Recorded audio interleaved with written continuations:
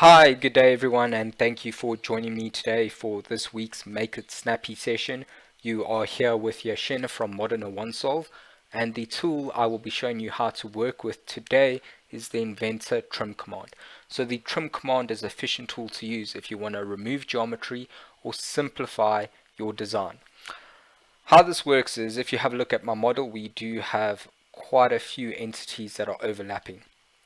So one of the reasons you may want to use the trim tool is if I run the extrude command, what's going to happen is all these closed profiles are going to be picked up. Okay, and this makes it a little bit trickier to decide what I'd like to extrude. So it all depends on the complexity of your geometry and how you're going to use the trim command.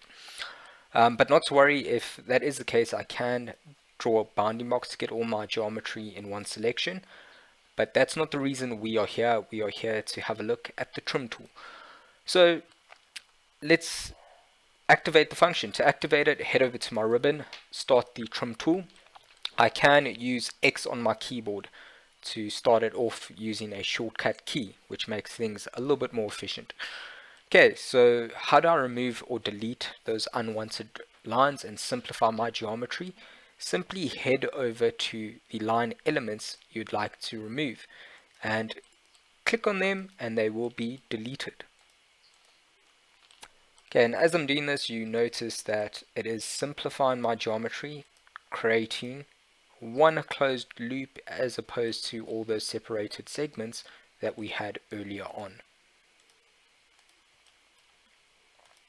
Okay, so that's a lot more simplified, less going on inside the sketch. Another tip is what happens if you'd like to delete more than one line at a time, okay, very quickly or more efficiently. There's a little trick to the trim tool. So as I have the command active, if I hold my left mouse button down, I can draw a fence. Okay, and essentially what's going to happen as this fence intersects any line or geometry, it will then be deleted. Okay, and I've gone and missed a couple there. Okay, and as I'm drawing this fence, you'll notice that all those lines are being removed in one function. Okay, instead of incrementally clicking on each line at a time, that's a lot quicker. So this profile has been simplified by quite a bit, and now when I run the extrude, it's going to pick up one unique closed profile that can be extruded out. Perfect, so I hope you guys enjoyed that session. Stay tuned to our YouTube channel for more content.